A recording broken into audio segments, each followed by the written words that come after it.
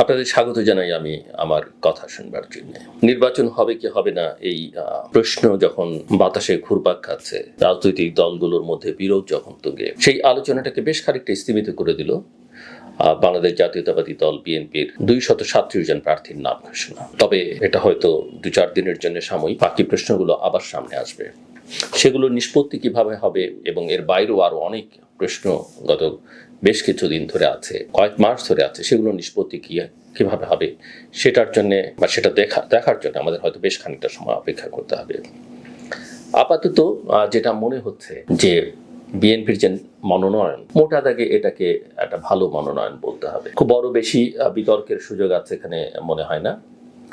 একটা পৃষ্ঠে বিএনপি যেটা করেছে যে 67টির মতো আসন ফাঁকা রেখেছে, খালি রেখেছে। এর প্রায় সবই বোধহয় শরিকদের জন্য, এবং কিছু কিছু ক্ষেত্রে হয়তো যেখানে দল সিদ্ধান্ত নিতে পারেনি বা যে কোনো কারণেই হোক, কৌশলগত কারণে হয়তো আপাতত ঘোষণা স্থগিত রেখেছে। মনোনয়নকে কেন্দ্র করে মনোনয়নপত্র কেনা, তফসিল ঘোষণার পর মনোনয়নের জন্য ইন্টারভিউ, প্রার্থীরা নিজেদের শক্তি প্রদর্শন, সেই বিষয়গুলো এবার দেখা গেল না। অনেকে বলছেন যে, বা অনেকেরই আশঙ্কা ছিল বা আশঙ্কা আছে যে যারা মনোনয়ন বঞ্চিত হয়েছেন বা যারা মনোনয়ন পাননি বা দলের নেতৃত্বের কাছে যাদের কাছে আপাতত যোগ্য মনে হয়নি বা হয়তো তাদের জন্য ভবিষ্যতে সময় আছে, তারা হয়তো নানা রকমের সমস্যা তৈরি করতে পারেন। বাট এই 1-2 দিনে তেমন কোনো কিছু মনে হয়নি। ভবিষ্যতে কি হবে সেটা বলা যায় না। কিন্তু আমার আজকের আলোচনার বিষয় যেটা আমি বলতে চাইছি, বলবার চেষ্টা করছি, এই মনোনয়ন দেখে যেটা মনে হয়েছে এবং সামগ্রিকভাবে বিএনপির যে শক্তিমত্তা, সেই জায়গা থেকে বিএনপি বাংলাদেশের অপরাপর রাজনৈতিক দলগুলো থেকে বেশ খানিকটা এগিয়ে এই অর্থে যে আওয়ামী লীগ এখন দৃশ্যপটে নেই, সরকারের পতন হয়েছে, তাদের মরাল স্ট্রেংথ খুব দুর্বল, নৈতিক অবস্থানটা খুবই দুর্বল, এবং তারা কবে কিভাবে রাজনীতিতে কামব্যাক করবে সেটা একটা বড় প্রশ্ন। বর্তমান সরকার তাদের রাজনৈতিক কর্মকাণ্ডকে স্থগিত রেখেছে, সেটা ভেঙে তারা আসতে পারবে কিনা সেগুলো নানা রকমের প্রশ্ন আছে। এখন পর্যন্ত যা অবস্থা, তাদেরকে অফিসিয়ালি নির্বাচন করবার কোনো সুযোগ তাদের জন্য নেই। সো এটা বিএনপির জন্য একটা বড় অ্যাডভান্টেজ। বিএনপির আরেকটা বড় অ্যাডভান্টেজ হচ্ছে যে বিএনপি মুক্তিযোদ্ধাদের দল। বিএনপির প্রতিষ্ঠাতা একজন বীর মুক্তিযোদ্ধা, বীর উত্তম সেক্টর কমান্ডার, একটা ফোর্সের অধিনায়ক, পরবর্তীতে দেশের রাষ্ট্রপ্রধান, তার আগে সেনাপ্রধান। বাংলাদেশে বহুদলীয় গণতন্ত্র, বাকশালী একদলীয় শাসন ব্যবস্থা থেকে বহুদলীয় গণতন্ত্রে প্রত্যাবর্তন, সেটা বিএনপির সময় হয়েছে। আর অন্যদিকে এই মুহূর্তে বিএনপির প্রধান প্রতিদ্বন্দ্বী হিসেবে যারা আবির্ভূত, জামায়াত ইসলামী, গত 1 বছর আগে কেউ কল্পনাও করেনি যে ক্ষমতায় যাওয়ার আলোচনা জামাতকে নিয়ে করা হবে বাংলাদেশে, কিংবা জামাত বিরোধী দলে যাবে, এই আলোচনা কখনো ছিল না। বাট এই আলোচনাটা এখন নানা কারণে বর্তমান সরকারের যে চরিত্র, তার যে কর্মকাণ্ড এবং গত 1 বছরে রাজনীতিতে যা কিছু হয়েছে, নানান কমিশন, ঐকমত্য কমিশন, এনসিপি, ইসলামী দলগুলোর জোট বাঁধা, সব মিলিয়ে জামাত বেশ খানিকটা লাইমলাইটে। ইতিমধ্যেই প্রশাসন সহ নানা জায়গায় তারা বেশ জায়গাও করে নিয়েছে। কিন্তু আমাদের সবচেয়ে বড় দুর্বলতা সেটা হচ্ছে 1971 তাদের ভূমিকা। বাংলাদেশে যারা বিশ্বাস করে, বাংলাদেশের মানুষ যারা, নাগরিক যারা, অবশ্যই আমাদের যারা করেন তারাও বাংলাদেশের নাগরিক, বলতে দ্বিধা নেই, কিন্তু বাংলাদেশ, এই যে 30 লক্ষ শহীদের রক্তে অর্জিত এই বাংলাদেশ, এটা বিরোধিতা জামাত করেছে। রাজনৈতিকভাবে তার বিরোধিতা করবার অধিকার ছিল। রাজনীতিতে সবাই ভুলও করতে পারে, যে কোনো রাজনৈতিক দলই ভুল করতে পারে নেতৃত্বে, কিন্তু নিরস্ত্র বাঙালিকে বা যুদ্ধ যখন শুরু হয়ে যাবার পরে পাকিস্তানি হেনাদের সেনাবাহিনীকে বা হানাদার বাহিনীকে যেভাবে জামাত এবং তার নানা সংগঠনের নেতাকর্মীরা সহায়তা করেছে এবং নিজেরও তার সঙ্গে অংশ নিয়েছে, লুটপাট, ধর্ষণ, হত্যাকাণ্ড, সেটা জামাতকে বিএনপি থেকে যোজন যোজন দূরে পিছিয়ে রাখছে। কিন্তু আমি যে কথাগুলো বলছি সেগুলো সবই নির্ভর করছে আসলে ভালো নির্বাচনের উপরে। ম্যানিপুলেটেড রিগড ইলেকশন হলে কি হবে সেটা কেউ বলতে পারে না। এবং ধর্মভিত্তিক রাজনীতি, ধর্মের দুটো দিক আছে। আমরা ধর্ম চর্চা করি, আমি নিজে মুসলিম, মুসলিম ধর্মাবলম্বীরা বাংলাদেশে 90%। এই যে ট্র্যাডিশনাল ইসলাম, সেটা পলিটিক্যাল ইসলাম কিন্তু একটা ডিফারেন্ট জিনিস। তো সেই জায়গায় এই পলিটিক্যাল ইসলামের ব্যাপারে অনেক মানুষের ভীতি আছে। পৃথিবীর বহু দেশের উদাহরণ টেনে সেটা দেখা যেতে পারে, এবং এই ধরনের শক্তি ক্ষমতায় আসলে তার কনসিকুয়েন্স কি হয় সেটাও আমরা পৃথিবীর অন্যান্য দেশে দেখেছি। এই জায়গায় বিএনপি অনেকখানি এগিয়ে আছে। মনোনয়ন এবার একটা অনেকে ভাবেনি হয়তো বেগম খালেদা জিয়া বিএনপি চেয়ারপারসন তিনি ইলেকশন করবেন। আপনারা জানেন যে বাংলাদেশের ইতিহাসে তিনি একমাত্র ব্যক্তি যিনি যে কটি নির্বাচন করেছেন, যত কটি আসন থেকে দাঁড়িয়েছেন সবসময় তিনি পাশ করেছেন। এর আগে সুযোগ ছিল 5টি আসনে প্রতিদ্বন্দ্বিতা করবার তিনি সবকটি আসনে যতবার ইলেকশন করেছেন পাশ করেছেন। শেখ হাসিনা করেছেন, সবসময় 5টা তিনি করেননি, কিন্তু কোনো না কোনো আসনে তিনি ফেল করেছেন। হোসেন মোহাম্মদ এরশাদের ক্ষেত্রেও সেরকমটি বলা যায়। এখন সুযোগ নিয়ে 3টের বেশি করার, বেগম জিয়া অসুস্থতা সত্ত্বেও তিনি এই নির্বাচনের প্রতিদ্বন্দ্বিতা করতেন। এটা একটা ম্যাজিকের মতো সারা দেশে বিএনপি নেতাকর্মী তো বটেই, সাধারণ মানুষের মধ্যে বিএনপির পক্ষে কাজ করবে। এবং বিএনপির ভবিষ্যৎ নেতৃত্ব, এটা অনেকে আলোচনা করতেন, এখন আর ভবিষ্যৎ না, বাস্তব হচ্ছে বর্তমান নেতৃত্ব, সেটা তারেক রহমান। এখনো তাকে তরুণ নেতা বলাই ভালো। পশ্চিমে দীর্ঘদিন যাবৎ বাস করছেন, অর্থাৎ বৈশ্বিক ব্যবস্থার সঙ্গে তার একটা ভালো ধারণা হয়েছে, এবং তিনি দীর্ঘদিন যুক্তরাজ্যে আছেন। যেই গণতন্ত্রকে আমরা অনুসরণ করি, যুক্তরাজ্য যে গণতন্ত্র, যে পার্লামেন্টারি ব্যবস্থা সেটাকে আমরা অনুসরণ করি, সেটা তিনি নিঃসন্দেহে দেখেছেন। এই ভ্যালুসগুলোকে তিনি ধারণ করেন, এবং তার গত 2-3 বছরের কথাবার্তা এটা বহুবার প্রমাণিত হয়েছে যে তিনি অনেক ট্রান্সফর্মড। দেশ নিয়ে তিনি ভাবছেন, সংস্কারের কাজ করতে চাইছেন। বেগম জিয়ার 2030 রূপকল্প থেকে তিনি 31 দফা নানান প্রক্রিয়ার মধ্য দিয়ে এনে 31 দফাটার রূপরেখা দিয়েছেন। দেশের অন্যদের সঙ্গে আলোচনা করবার জন্যে এই যে রাষ্ট্র কাঠামো সংস্কার, সেটাকে জাতীয় ঐকমত্য কমিশনের যে বর্তমান সরকারের উদ্যোগ, সেই আলোচনার মধ্যে বিএনপি অংশ নিয়েছে, এবং সেটা তার পরামর্শেই, এবং অন্যদের সঙ্গে যত বেশি অ্যাডজাস্ট করা যায়। তার আগে আমরা জানি যে 31 দফা তাদের মিত্র রাজনৈতিক দলগুলো এন্ডোর্স করেছে। এবং তার আরেকটা বড় গুণ তারেক রহমানের, যে এর আগে থেকে, যখন থেকে তিনি রাজনীতিতে একেবারে তরুণ বয়সে যোগ দিয়েছেন, তখন থেকে সারা দেশের সাংগঠনিক কার্যক্রমে তিনি নিজেকে যুক্ত করেছেন। অর্থাৎ তিনি তিলে তিলে নিজেকে তৈরি করেছেন। 2007-8 যথেষ্ট সাফার করেছেন, দীর্ঘদিন এক্সাইলে আছেন।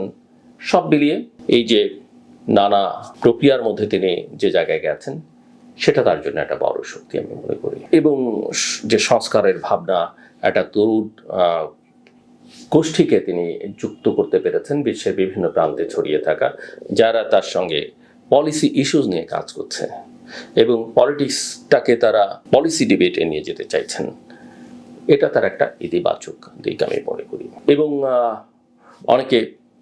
অনেক সময় তার স্টাফ, চারপাশে যারা আছে, তাদের কতখানি প্রভাব, সেটা নিয়ে নানা রকমের প্রশ্ন তোলেন। কিন্তু এই মনোনয়ন দেওয়ায় দেখা গেছে যে তার সঙ্গে থাকা মানুষদেরও পরিবারের সদস্য মনোনয়ন পায়নি।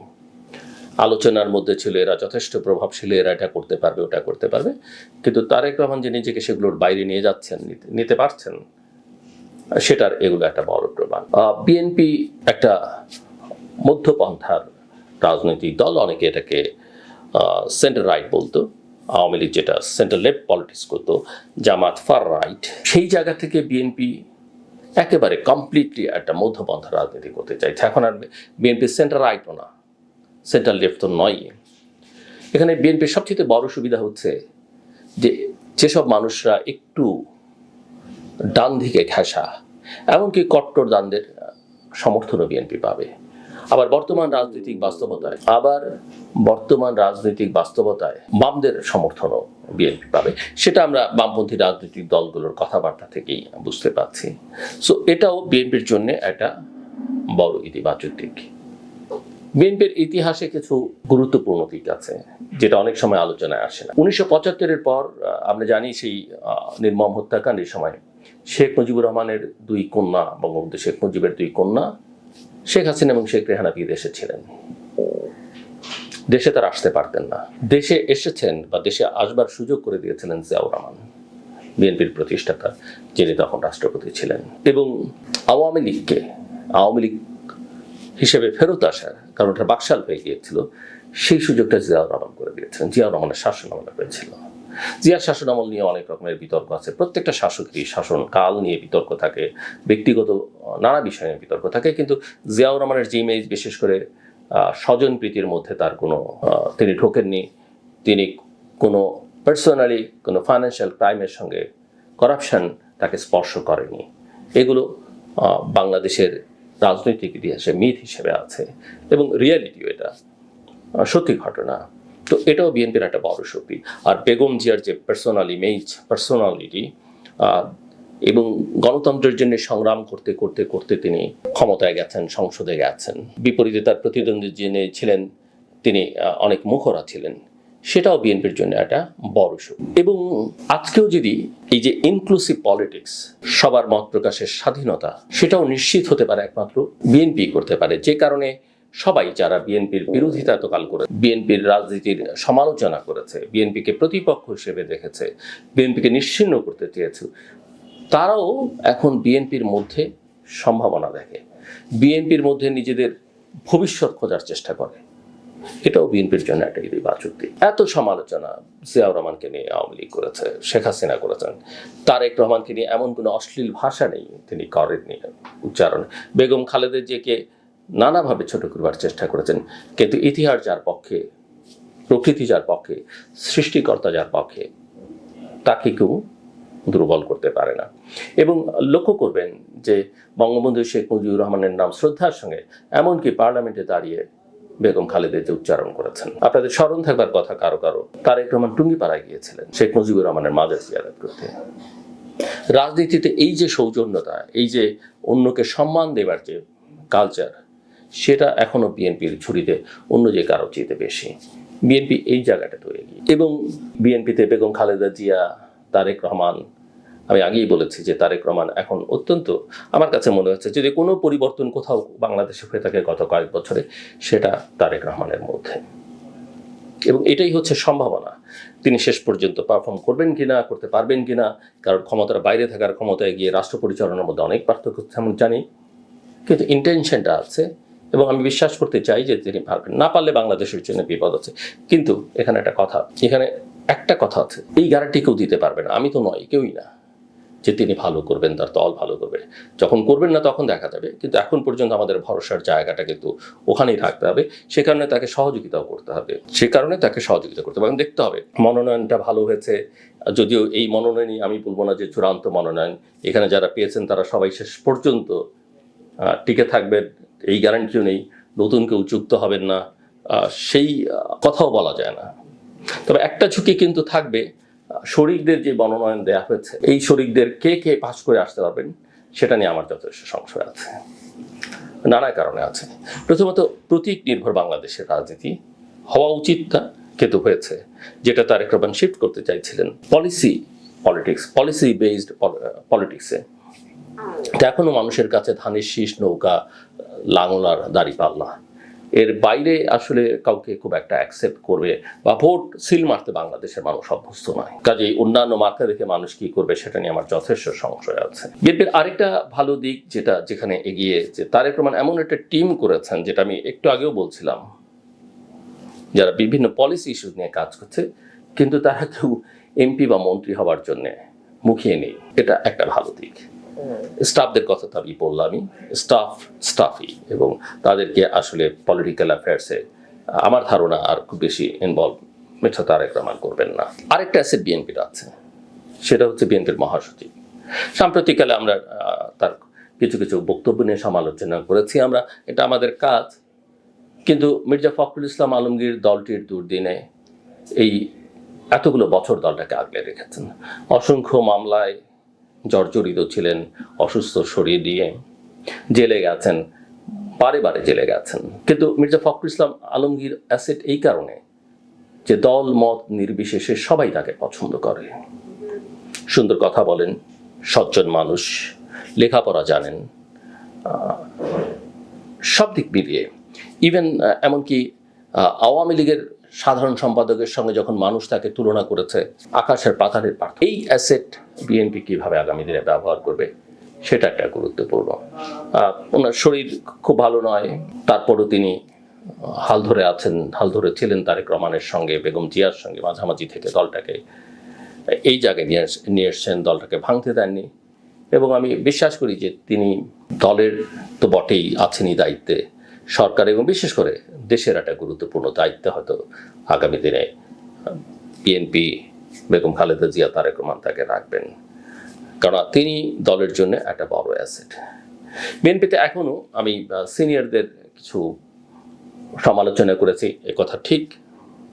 এখনো বলি বিএনপিতে অনেক বেড রিডেন স্ট্যান্ডিং কমিটির মেম্বার আছে, আমার মনে হয় না দরকার আছে, এবং এটাকে রিঅর্গানাইজ করা দরকার। কিন্তু এই দলের মধ্যে এখনো আমির খসরু মাহমুদ চৌধুরীর মতো, ডক্টর আব্দুল মঈন খানের মতো, ইকবাল হাসান মাহমুদ টুকুর মতো, যাদের নিয়ে খুব বেশি বিতর্ক নেই, এরকম মানুষ এখন স্ট্যান্ডিং কমিটিতে আছেন, এবং যারা সব জায়গায় অ্যাকসেপ্টেবল এবং যারা ডেলিভার করবার মতো মানুষ। বিএনপিতে এখন আমি আরো কয়েকজনের নামও তো বলতে পারি, কিন্তু সময়টা বাড়াতে চাই না। বিএনপিতে সালাউদ্দিন আহমেদের মতো, জহিরুদ্দিন স্বপনের মতো, এখানে আরো আমরা শহীদুদ্দিন চৌধুরী আনির কথা বলতে পারি, এবং আরো অনেক অনেক অনেক তরুণ নেতা আছে, যাদেরকে মানুষ তরুণ বলে। এর অবশ্য অনেকেই 60+ও, বাট দেখতে শুনতে কথাবার্তায় সজ্জন, শিক্ষিত, খোঁজখবর রাখেন, এরকম একটা বড় ভালো সেট আছে তাদের। রশিদুজ্জামান, মিল্লার সহ এরকম একটা বড় সেট আছে আমরা, যারা ডেলিভার করতে পারবেন, বিশেষ করে মাঠের রাজনীতিটাকে তারা। সো এটা একটা বড়। বিএনপিতে এখন ফজলুর রহমানের মতো, এটা খুব ভালো একটা সিদ্ধান্ত হয়েছে যে ফজলুর রহমানকে অনেকেই চিন্তা করছিলেন যে তিনি নমিনেশন পাবেন কিনা কিশোরগঞ্জ থেকে, তাকে মনোনয়ন দেয়া আমি মনে করি অত্যন্ত গুরুত্বপূর্ণ। হাবিবুর রহমান হাবিব, যারা একসময় আওয়ামী লীগের রাজনীতির সঙ্গে যুক্ত ছিলেন, সো আওয়ামী লীগকে কাউন্টার করবার জন্যে, কারণ আওয়ামী লীগকে তারা ভেতর থেকে দেখেছেন, এবং আওয়ামী লীগের মধ্যে যারা ভালো তাদেরকে এক ধরনের তাদের সঙ্গে পলিটিক্যালি ডিল করবার জন্য, ম্যানেজ করবার জন্য এরা অত্যন্ত গুরুত্বপূর্ণ। আপনি ইতিবাচকভাবেও যদি ম্যানেজ করতে চান, সেটাও কাউন্টার করবার জন্য এরা অত্যন্ত অত্যন্ত গুরুত্বপূর্ণ।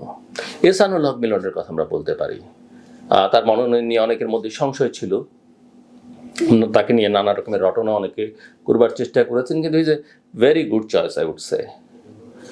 তাকে মনোনয়ন দেওয়াটা কাজ হয়েছে, খুব ভালো কাজ হয়েছে।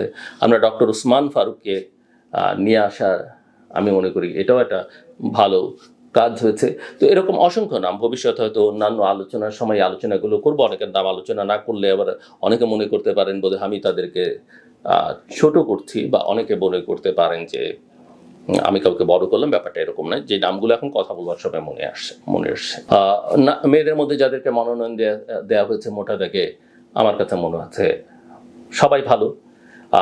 আরও কেউ নমিনেশন পাবার যোগ্য নিঃসন্দেহে, কিন্তু আমি জানি না ভবিষ্যতে হবে কি না বা কিভাবে হবে। কোনো কোনো ক্ষেত্রে একই পরিবার থেকে যেহেতু সিদ্ধান্ত হয়েছে একই পরিবার থেকে দুজনকে মনোনয়ন দেয়া হবে না, সেক্ষেত্রে একই পরিবারে দুজন যোগ্য থাকা সত্ত্বেও হয়তো মনোনয়ন পাননি, কিন্তু এটিও মোটামুটিভাবে বাংলাদেশের রাজনীতির জন্য একটা ভালো সিদ্ধান্ত। মেয়েদের মধ্যে যেমন ইলিয়াস আলীর স্ত্রীকে মনোনয়ন দেওয়া হচ্ছে, মেয়েদের মধ্যে মায়ের ডাকের তুলিকে মনোনয়ন দেওয়া হচ্ছে, এগুলো আমি মনে করি যে খুবই ভালো সিদ্ধান্ত হয়েছে বিএনপির জন্য। তো সব বিলিয়ে বিএনপি অনেক জায়গায় এগিয়ে ভোটের রাজনীতিতে, কিন্তু বিএনপির যেখানে দুর্বলতা সেটা হচ্ছে যে ভালো ভোট নিশ্চিত করাটার জন্য বিএনপির যে দায়িত্ব, সেই দায়িত্বটা এখনও তারা যথাযথভাবে পালন করতে পারছে কি না, সেটা নিয়ে আমার যথেষ্ট সংশয় আছে। হয়তো অনেকে বলবেন যে তারা তো পলিটিশিয়ান, তারা অনেক ম্যাচিউর, তারা বোঝেন, আমার তো এটা বোঝার কথা না। কিন্তু বাইরে থেকে আমাদের যেটা মনে হয়েছে সেটা বলছি, গ্রহণ করা না করা তাদের দায়িত্ব। কিন্তু আমি মনে করি যদি বাংলাদেশে একটা অবাধ, সুষ্ঠু, গ্রহণযোগ্য, অংশগ্রহণমূলক নির্বাচন হয়, সেই নির্বাচনে অবশ্যই বিএনপি অনেক এগিয়ে থাকবে, এবং সেই নির্বাচন বিএনপির সেই এগিয়ে থাকাটা বাংলাদেশের সবার জন্য কল্যাণকর হলেও হতে পারে। যারা আজকে বঞ্চিত, যারা আজকে নির্যাতিত, নিষ্পেষিত বা নানান ধর্ম বর্ণগোত্রের মানুষকে অ্যাকোমোডেট করার যে পলিটিক্সটা, সেটা